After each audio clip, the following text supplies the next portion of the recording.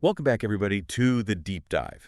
This time, we're going deep on modern monetary theory. MMT. MMT. Not that mouth? It is a mouthful. Yeah. But it's really interesting stuff. And we're going to be basing this deep dive primarily on Stephanie Kelton's book, The Deficit Myth, which it's a great book, highly recommended. That's a good one. So for anyone who doesn't know, modern monetary theory, kind of a new way of looking at how governments spend money. Yeah. And it challenges a lot of our preconceived notions about deficits and debt and all that stuff. Yeah, and how we think about money in general. Yeah. You know, it really pushes us to recognize that the U.S. government in particular, because it controls its own currency, isn't subject to the same kind of financial constraints that we are as individuals or households. Right, yeah. I remember growing up always hearing, you got to spend within your means. Don't spend more than you earn, that kind of That's thing. right. You got to balance your budget. Exactly. But MMT says, hold on a second. There's a difference between a currency user, like you and me, and a currency issuer, like the federal government. So it's like saying, okay, if I want to go buy a new couch, Right. I have to either save up the money Right. or, put it on a credit card or whatever. Yeah. But the government, they just print the money. Exactly. They Yeah. can literally create the money they need. Which sounds kind of crazy. It does. I mean, that's A like... paradigm shift. Yeah. That's like discovering that money grows on trees. Right. But then you think about it and it's like, wait a second. Yeah. If you can just print all this money, wouldn't that lead to like crazy inflation? That's the question everyone asks. Yeah. I mean, we see what happens when governments just print money recklessly. Right. You get a hyperinflation like Venezuela. Exactly. So how does MMT address that? Well, Kelton's book really digs into this, and the key takeaway is that inflation isn't simply caused by the amount of money in circulation. Okay. It's about the balance between the money supply and the actual productive capacity of the economy. So like if you're printing a ton of money, Yeah. but there's nothing to buy, Exactly. then the prices are just going to go up. Prices go up, you get inflation, the money's worth less. Right. But if you're printing money and using it to invest in things that actually boost the economy's ability to produce goods and services, Okay. then you're not necessarily going to see that same inflationary pressure. Interesting. So like if the government invests in infrastructure or renewable energy or something like that, you're actually creating more value, not just pumping out more dollars. Precisely. Okay. I'm starting to see how this works. But then what about taxes? If the government can just create money whenever it needs, Right. why even bother with taxes? That's a great question, and it's one of the things that makes MMT so different from traditional economics. Okay. The way MMT sees it, taxes aren't primarily about funding government spending. So it's not like we're paying for the roads and schools and stuff with our taxes. Not the way we usually think about it. Okay, then what's the point of taxes? The main purpose of taxes, according to MMT, is to regulate the overall level of spending in the economy. Okay. And by doing that, to manage inflation. Oh, so it's like a tool to control how much money is sloshing around in the system. Exactly. It's like a pressure valve. Gotcha. If inflation starts to heat up, the government can use taxes to withdraw some money from circulation, kind of like cooling things down. Okay, so it's less about filling the government's piggy bank and more about maintaining a healthy balance in the economy. That's a great way to put it. This is really making me rethink everything I thought I knew about government finances. It's a real eye-opener, isn't it? It is, because like we're always hearing about how the national debt is this huge problem. Right, the big scary debt clock. Exactly. But MMT seems to have a totally different take on that. It does. So what's the MMT perspective on the national debt? Well, the first thing to understand is that the national debt isn't like our personal debt. It's not like owing money on a credit card. It's more like a record of all the U.S. dollars that have been spent into existence and haven't yet been taxed back out. Huh. So it's like a ledger of all the money that's out there in the system. That's a good analogy. And a lot of that money is held as treasury bonds, which are essentially savings for the people who own them. So you're saying the national debt is like someone's savings? In a sense, yes. That's wild. It's the complete opposite of how it's usually portrayed. Right. It's a complete reframing of the issue. So then what happens if we try to pay down the debt too quickly? Well, according to MMT, that could actually be a bad thing. Really? Yeah, because if you suddenly suck a bunch of money out of the economy, Okay. you risk causing a recession. So it's like a delicate balance. It is. You don't want too much debt, but you also don't want to try to eliminate it completely. Okay, so if the government doesn't have to worry so much about balancing the budget, does that mean they have unlimited power to spend? Like, is there anything stopping them from just printing money and spending it on whatever they want? That's where the idea of real resources comes into play. Real resources. Yeah. Remember, money itself isn't wealth. It's just a tool to facilitate the exchange of real goods and services. Right, like food, housing, healthcare, all that stuff. Exactly. So the real limit to government spending isn't how much money it can print, it's how much real productive capacity the economy has. So even with MMT, there's no such thing as a free lunch. Exactly. MMT doesn't magically create more resources, it just helps us to understand how to use the resources we have more effectively. So what's the point of all this? If we're not limited by money, what should we be focusing on? Well, that's where things get really interesting because MMT shifts the focus from arbitrary budgetary limits to what Kelton calls the real deficits. The real deficits. Yeah, the things that are actually holding us back as a society. Okay, like what? Give me some examples. Think about things like poverty, lack of affordable housing, gaps in healthcare, climate change, crumbling infrastructure. These are the areas where we're really falling short. Right, those are real problems. Exactly.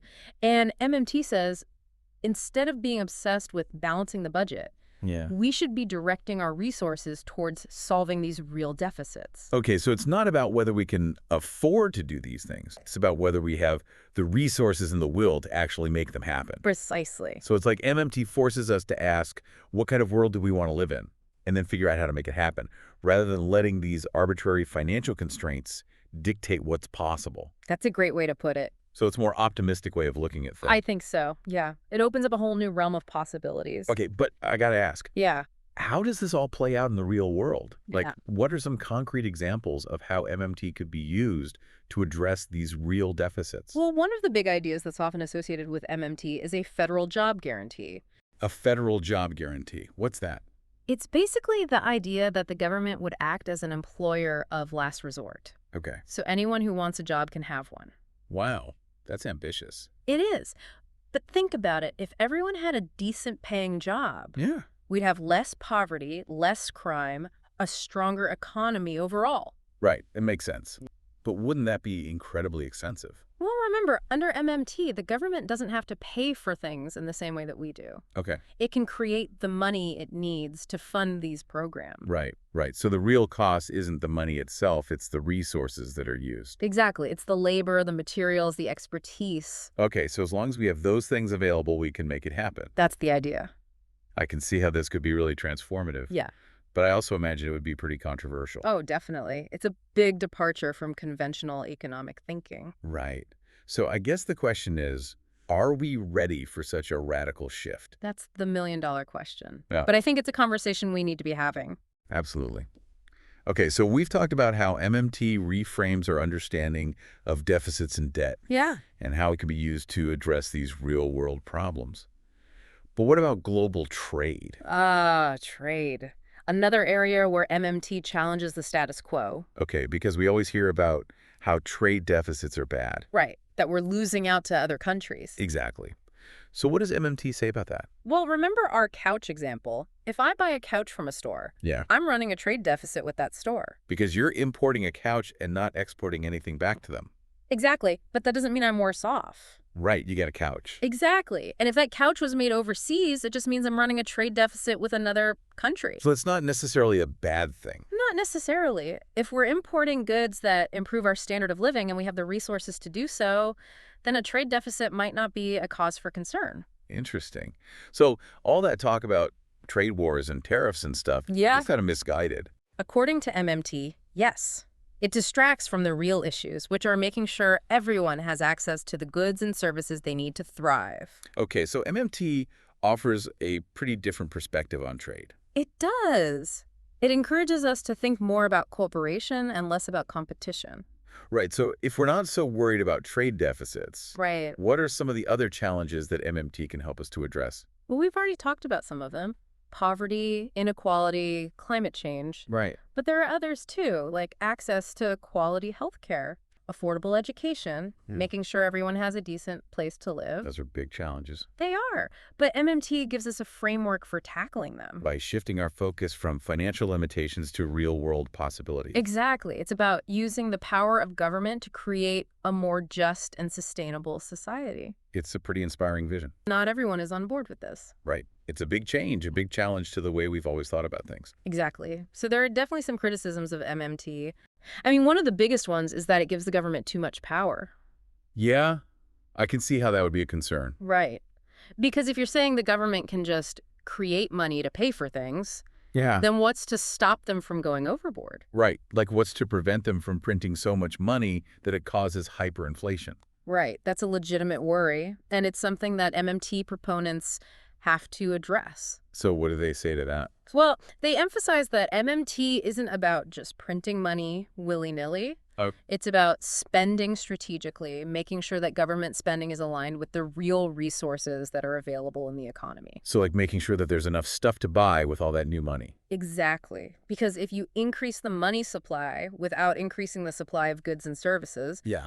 that's when you start to see inflation. Right. It's all about balance. Exactly. So MMT acknowledges that there are limits to how much the government can spend, Okay. but it argues that those limits aren't determined by some arbitrary budget number. Right. They're determined by the real productive capacity of the economy. So it's kind of a more nuanced view of government spending than what we're used to. Definitely. And it's probably safe to say that this whole MMT thing is pretty controversial. Oh, yeah, for sure. It's a big challenge to conventional economic thinking. I mean, I'm just starting to wrap my head around it myself. Yeah, it takes some getting used to. Because we've been taught to think about money in a certain way for so long. Right. We've been told that governments are like households, Yeah. that they have to balance their budgets just like we do. Right. And that debt is always a bad thing. Exactly. But MMT says, hold on a second, those rules don't really apply to a government that issues its own currency? So it's like a whole new paradigm. It is. And paradigm shifts can be pretty unsettling. Yeah, especially when it comes to something as fundamental as money. Absolutely. Yeah. But I think it's important to have these conversations. To challenge our assumptions and explore new ideas. Exactly. Because the old ways of thinking haven't exactly solved all of our problems. Right? We still have poverty, inequality, climate change. Yeah, all these huge challenges that we need to address. So maybe it's time to consider new approaches. I think so. Okay, so for listeners who are maybe intrigued by MMT but still a bit skeptical, Yeah. what would you say to them? Like, what's the most compelling argument for why they should take this seriously? I would say that at the very least, MMT offers a fresh perspective on our economic system. Okay. It forces us to think differently about how money works and what's truly possible. Right. It's like seeing the world through a new lens. Exactly. And even if you don't agree with everything MMT proposes, I think it's valuable to understand these ideas and to engage in these debates. Because it helps us to think more critically about the challenges we face. Absolutely. And to come up with more creative solutions. I like that. So this has been a fascinating deep dive into modern monetary theory. It has. A lot to think about. Definitely. And it's really just the tip of the iceberg. Right. There's so much more to explore. If you're interested in learning more, I highly recommend checking out Stephanie Kelton's book, The Deficit Myth. Yeah, it's a great starting point. And there are tons of resources available online, too. So do your own research, think critically, and come to your own conclusions. Exactly. Because ultimately, it's up to all of us to decide what kind of future we want to create. Well said. Thanks for joining us on this deep dive. My pleasure. Always happy to talk about MMT. And to our listeners, keep those questions coming. We'll be back soon with another deep dive into a fascinating topic.